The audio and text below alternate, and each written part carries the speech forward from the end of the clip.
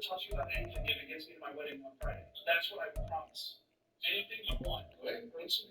Yes, I helped Sam get away. Yes, I did not know what he was planning until then. Yes, I lied to you guys earlier. Yes, I did stuff that I'm not proud of.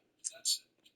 Yeah, you got the answer. You can help. I don't know what else you want me to say. I don't know. Tell us. I don't know. Tell us the truth. He came down and said, help me. I went upstairs and yes, I saw the goddamn body. Is that what you want to hear? No. We want to hear the truth.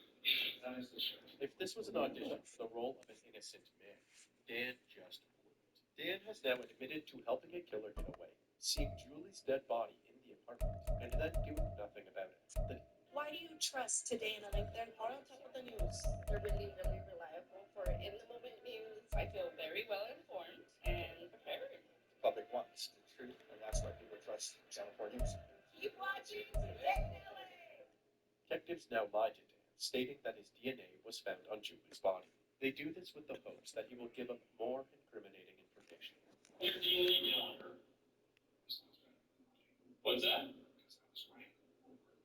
Okay. So how did DNA get on her?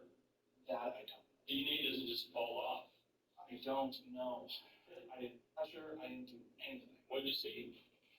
I saw 2 gunshots in her head. And I saw her pants, like ripped and cut, and I saw like where were the 2 bullet wounds? I don't know. Sam said he shot her twice. Okay.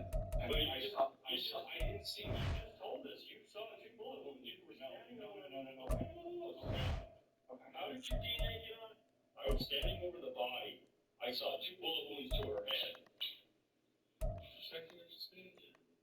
You can't even keep your lies straight. The reason the detectives are drilling Dan with a 2 bullet hole statement is because they have already seen Julie's gunshot wounds and are aware that Dan's claim to have seen 2 bullet holes is unrealistic. The wounds to Julie's head were nothing short of gruesome, and clearly distinguishing 2 separate bullet holes through the mess of hair, blood, and brain matter was impossible without further examination.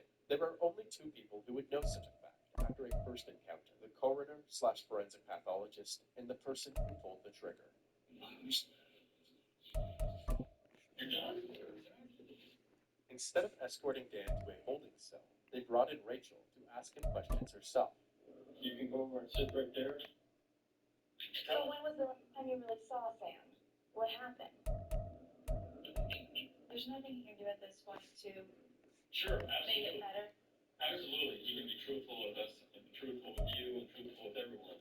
The questioning wasn't going anywhere, so they decided to bring Rachel into another room and question her on her own.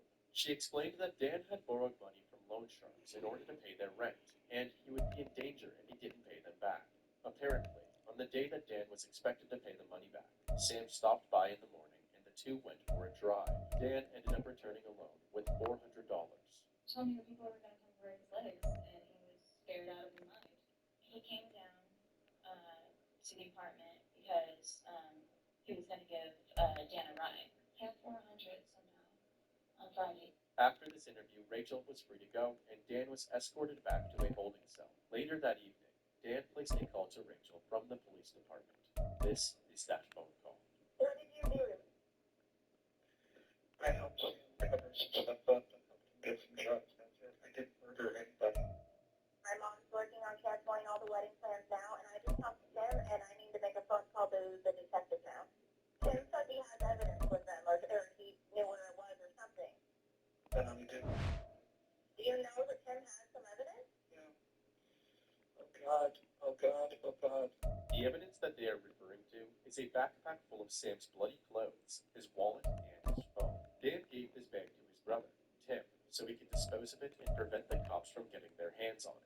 Police later found this bag thrown over Tim's fence as a last-ditch effort to quickly hide the evidence. This is ridiculous, and I have to go tell the detective the truth. Baby, no, don't, that can't be done. Babe, listen, I'm gonna go do something right now, and you're not gonna see me for the rest of your life. Do you understand that? No. I have to tell the truth on what I did, and I think you now know what it is, and it's bad. Imagine the worst, and that's what I did. I love you, Kitty.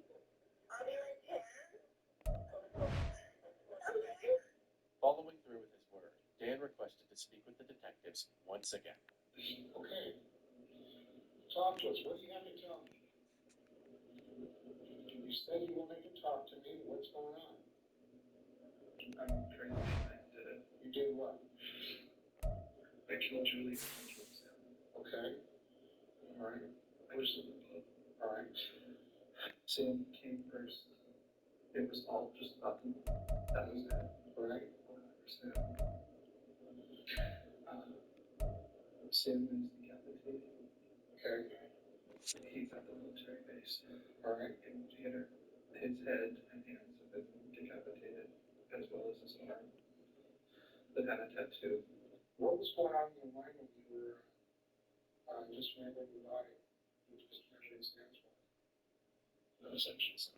Nothing. Possibly the most disturbing aspect of this confession is that just hours after murder